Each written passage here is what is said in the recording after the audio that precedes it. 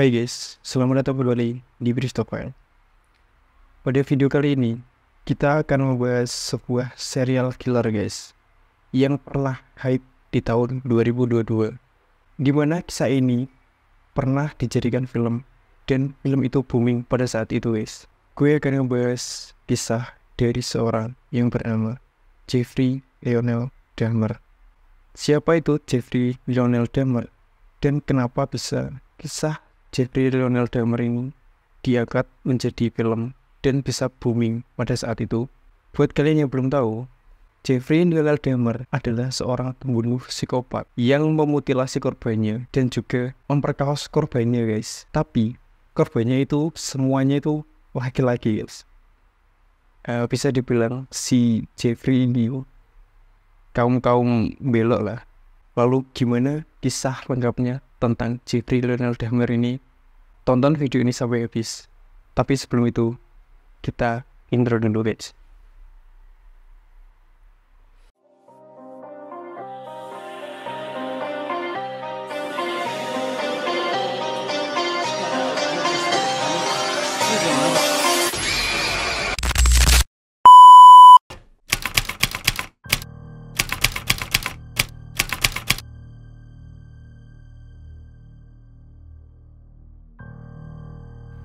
Jeffrey Lionel Dahmer lahir pada tanggal 21 Mei tahun 1960 di Wisconsin guys. Anak pertama dari dua bersaudara, dari Lionel dan juga Joyce Dahmer.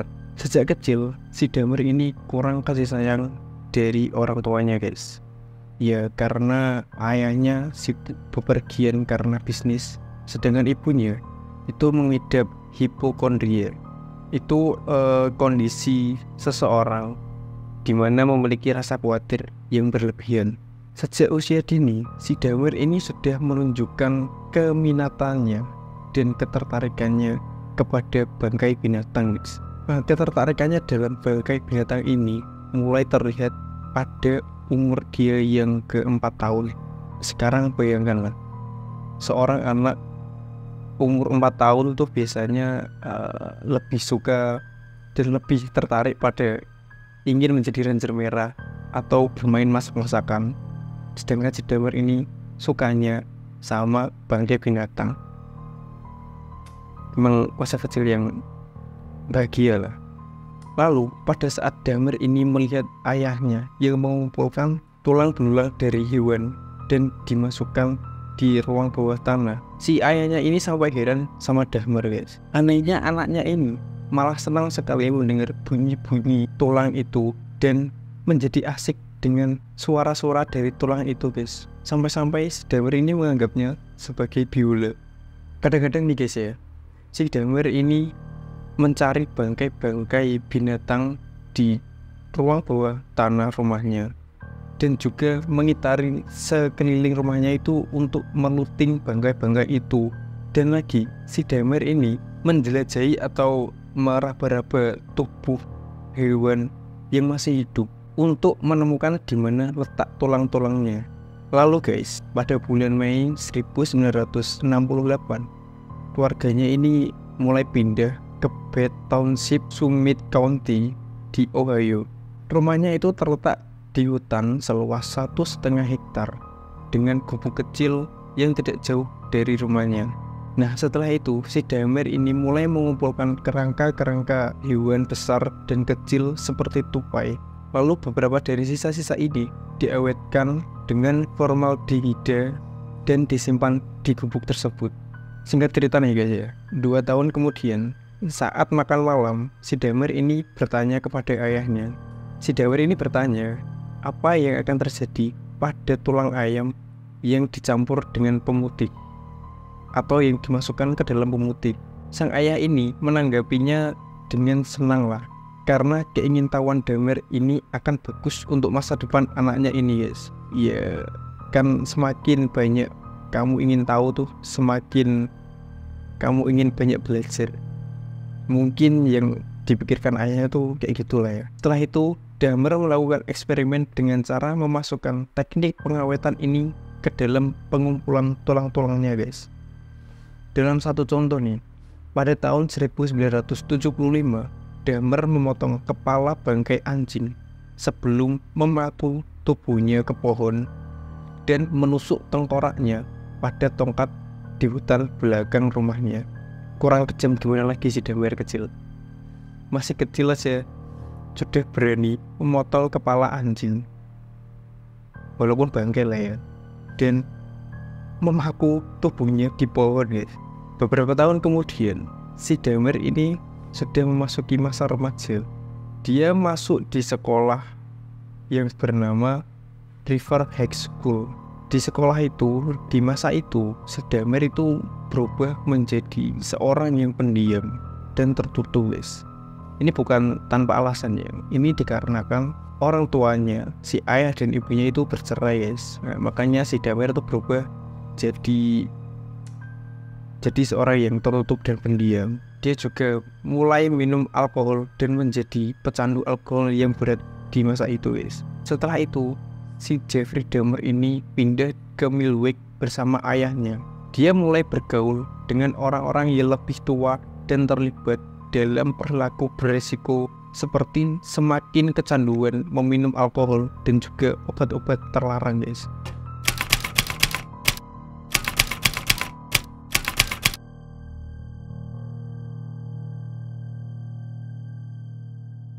Dahmer melakukan pembunuhan pertamanya pada tahun 1978 guys, 3 minggu setelah lulusnya dari kampus. BTW si Dahmer ini kuliah ya guys ya. Nah, pada tanggal 18 Juni ada pria yang bernama Stephen Mark. Ini seperti meminta tumpangan lah ya. Lalu si Dahmer ini kebetulan lewat, menawari si Steve ini untuk mempersilahkan menumpang lah. Si Steve ini mau guys. Nah, terus ya masuklah si Steve ke dalam mobilnya. BTW si Steve ini umurnya 19 tahun lah, masih sepantar lah ya sama Dahmer. Nah, di sini si Dahmer ini mengajak si Steve untuk mampir dulu ke rumahnya lah, buat minum-minum. Ya kayak kita mending mampir lah ke rumah gue dulu gitu. Kita minum-minum lah, chill sebentar. Nah, si Steve akhirnya mau lah ya, walaupun cuma sebentar tapi dia mengiyakan. Dan akhirnya si Steve dan si Dahmer ini menuju ke rumah Dahmer. Nah, singkat cerita, sampailah di rumah Dahmer. Pada saat si Steve ini mau membuka bajunya buat telanjang dada, si Dahmer ini melihat Steve dengan penuh nafsu guys. Nafsu birahinya tuh naik.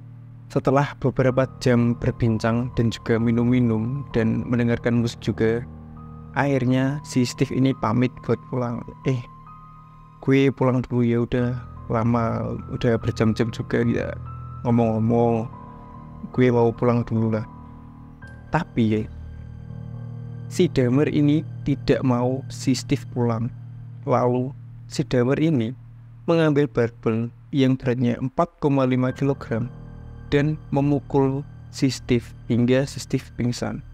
Setelah itu si Dahmer mencekik Steve sampai Steve itu meninggal guys. Tidak hanya di situ, si Dahmer ini mulai bersetubuh lah ya sama si Steve ini. Lalu setelah puas mensetubuhi Steve, si Steve ini akhirnya dikubur di belakang rumahnya. Tapi si Dahmer ini tidak hanya menguburnya guys, dia tuh menunggu sampai beberapa hari sampai mayatnya si Steve ini membusuk, tinggal tulang-tulangnya saja.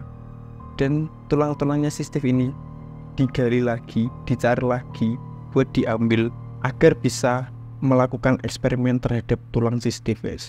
Nah, setelah pembunuhan pertamanya ini, si Dahmer ini off dulu lah ya dari membunuhnya, karena si Steve ini dimasukkan di militer oleh ayahnya. Tapi nggak lama sih, pada tahun 1981 si Steve ini dikeluarkan dari militer karena kecanduannya terhadap alkohol itu semakin parah guys.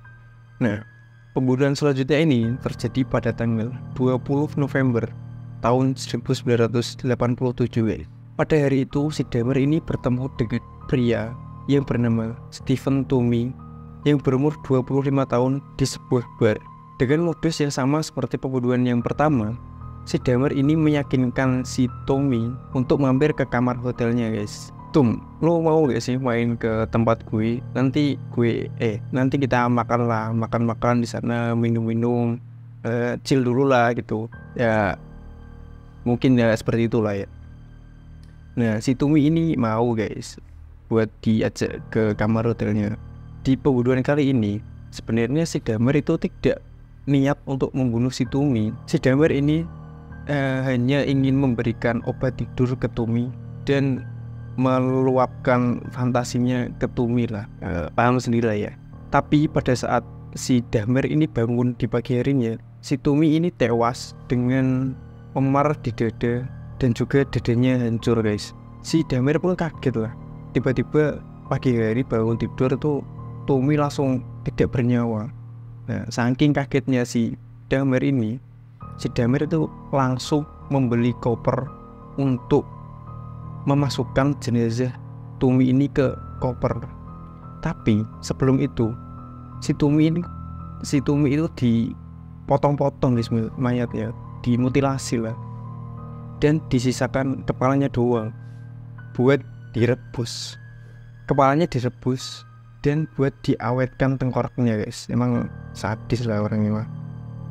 Dia kaget tapi kepalanya direbus. Nah, buat kalian yang belum tahu nih guys, si Damar ini sangat suka menyimpan organ-organ dalam dari para korbannya. Umpama dia suka organ dalam orang ini tuh bakal disimpan, dan yang lainnya itu dicincang atau dimakan lah ya, dan yang lainnya tuh bakal dihancurin. Jadi yang disimpan tuh cuma organ-organnya itu buat ya mungkin buat reward lah ya buat dirinya, ya semacam itulah ya. Tapi yang namanya kejahatan ya nggak bakal bertahan selamanya lah ya guys. Nah, pada tanggal 22 Juli 1991 si Damar ini mendekati 3 pria sekaligus dengan menawarkan $100 untuk menemaninya ke apartemennya. Ya seperti biasa lah, di apartemennya minum bir, makan-makan, chill, ya begitulah. Dan ada satu pria yang mau, yang namanya Tracy Edward. Tracy Edward ini setuju untuk menemani si Damar ini. Akhirnya diajaklah si Edward ini ke kamarnya guys. Tapi saat memasuki kamar, si Edward ini mencium bau-bau yang kurang menyenangkan lah, atau tidak sedap lah ya, yang membuat Edward ini curiga. Nah, lalu tiba-tiba si Damar ini memborgol tangan si Edward ini guys, yang membuat si Edward ini refleks dan membuat Damar ini gagal untuk memborgol si Edward. Lalu si Edward ini ya kayak berkata, apa-apaan ini, kenapa lo mau borgol gue gitu. Nah, si Damar ini ngomong ke Edward itu, mending lu diem deh, gue cuma mau ngambil foto telanjang lu aja kok, Edward yang takut pun langsung membuka bajunya perlahan-lahan guys, sambil si Edward ini nunggu sampai si Damar ini lengah. Dan saat si Damar ini lengah, si Edward ini langsung memukul wajah Damar dan juga menendangnya hingga si Damar ini kehilangan keseimbangan dan Edward berhasil kabur. Si Edward melaporkan semua kejadian yang dia alami ke polisi di sana. Setelah itu polisi langsung datang ke apartemen Damar dan menggeledah isi apartemennya guys. Si polisi pun kaget guys ketika menggeledah apartemen Damar. Gimana tidak, di apartemennya itu ditemukan 7 tengkorak manusia, 2 hati, dan organ-organ manusia yang diawetkannya guys. Akhirnya Damar ini dibawa ke kantor polisi untuk diinterogasi oleh detektif yang bernama Patrick Kennedy. Kurang lebih interogasinya itu selama 60 jaman lah. Setelah itu si Damar ini dibawa ke persidangan dan dia dinyatakan bersalah atas 17 pembunuhannya guys ya. Tapi yang 2 itu tidak dihitung dan menjadi 15 pembunuhan. Dan dia dihukum selama 15 kali hukuman penjara seumur hidup. 15 kali penjara hukuman seumur hidup itu kayak lo mati nih, hidup lagi terus di penjara, mati lagi gitu sampai 15 kali lah.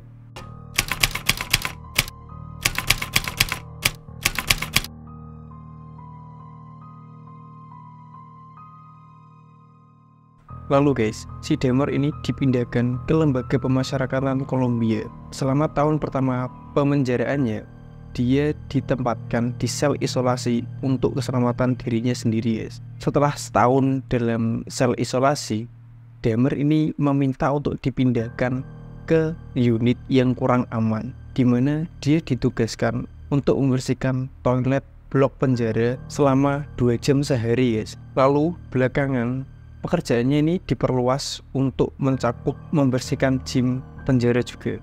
Dan pada pagi hari tanggal 28 November 1994, Dahmer meninggalkan selnya untuk melakukan pekerjaannya lah ya. Seperti biasa, dia ke toilet dan juga gym lah.